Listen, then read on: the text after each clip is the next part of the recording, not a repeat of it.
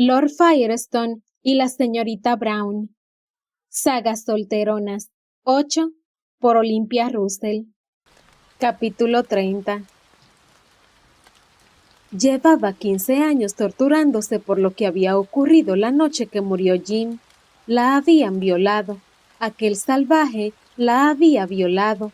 Cuando había salido del puerto rumbo al hospital a cuidar a Jim, era una joven que había tenido una vida dura, pero que había mantenido la ilusión y la fe en que todo podía ir a mejor.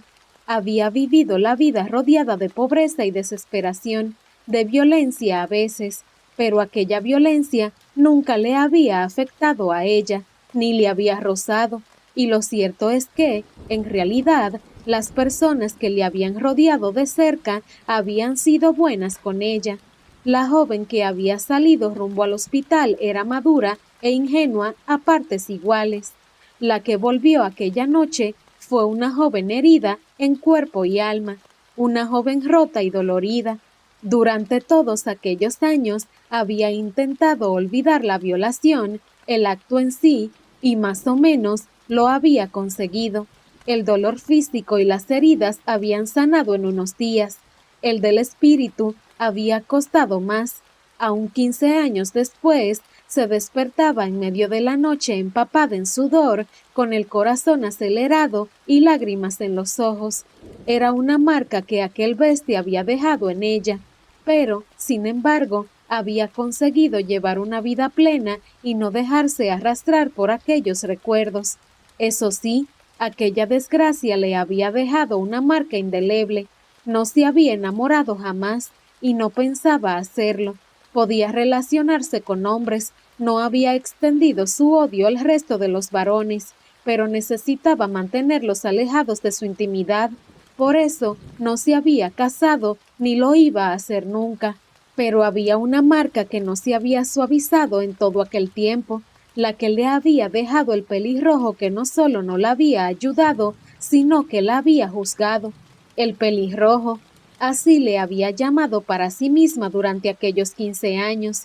No le había tocado un pelo, no había intercambiado una sola palabra con él, pero lo que le había hecho, o mejor dicho, lo que no le había hecho, ayudarle en el peor momento de su vida, se le había clavado más hondo que lo que el cuchillo del violador le había amenazado. Quizá era injusto, pero Teresa había concentrado toda su rabia y todo su odio por lo ocurrido en aquel hombre elegante que no solo no la había ayudado, sino que la había insultado con la mirada. Y 15 años después, cuando aún no lo había olvidado, un niño entró gritando en la escuela una mañana de octubre. «¡Han venido a tirar todo! ¡Han venido a tirar todo!». Fue lo primero que entendió de sus gritos inconexos producidos por la excitación, y enseguida otra palabra, solo una: «¡Pelirrojo!». El corazón de Teresa había dado un vuelco. Había muchos pelirrojos en Londres, pero de una manera supo que se trataba del suyo, del hombre cuyo recuerdo llevaba torturándole 15 años, y, de forma extraña para ella, que era tranquila y reflexiva, reaccionó instintivamente y salió del aula casi corriendo. En cuanto pisó la calle, se dio cuenta de que su alarma había sido justificada.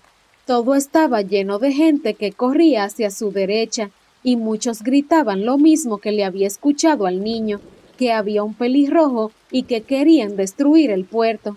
Siguiendo la marea de gente, Teresa llegó a la zona de los muelles, donde había vivido muchos años, y ahí comprobó que su intuición había sido acertada.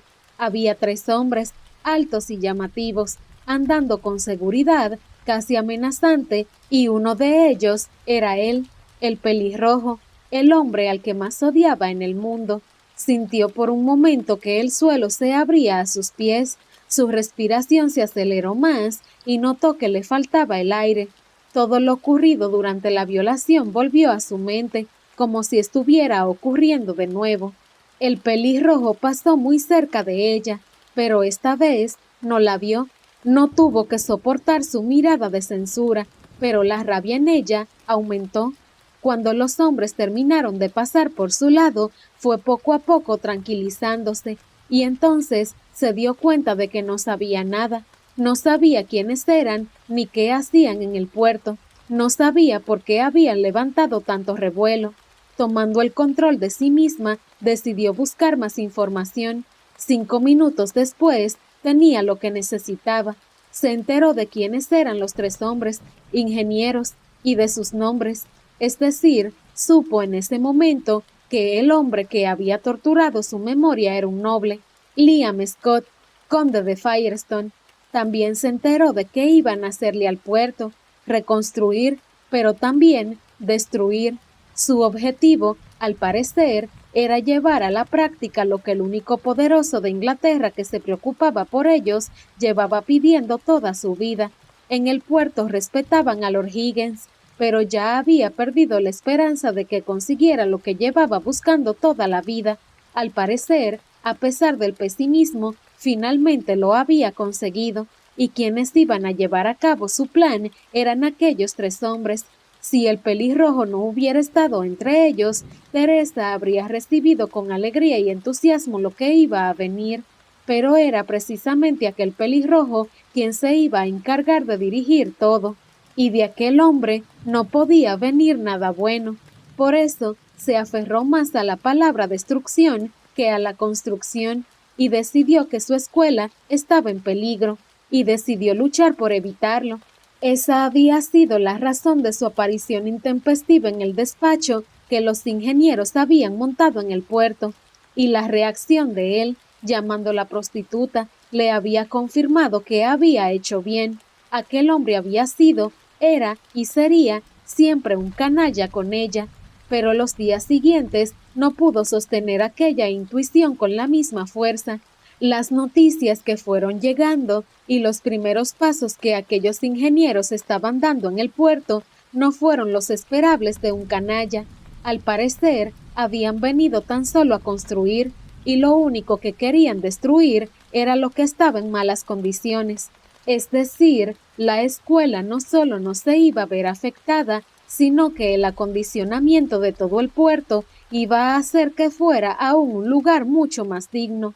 Pero al enterarse de aquello, la opinión que ella tenía de él no solo no mejoró, sino que empeoró. ¿Cómo se atrevía a hacer algo bueno por ella, aunque fuera indirectamente? Por eso había necesitado verla en soledad, para medirlo de cerca y también para buscar maneras de vengarse de él. Sí, él iba a mejorar el puerto, pero ella no pensaba perdonarlo. Pero la reunión no había salido exactamente como ella había planeado, y por un momento Teresa había caído en sus redes de exquisita educación y había sido capaz de tener con él una conversación educada. Sin embargo, él, fiel a su naturaleza vil, la había intentado tocar, le había apartado el mechón del cabello y ella había visto que seguía siendo un prepotente y seguía pensando que ella era una prostituta. Es decir, le había dado una nueva razón para seguir odiándolo.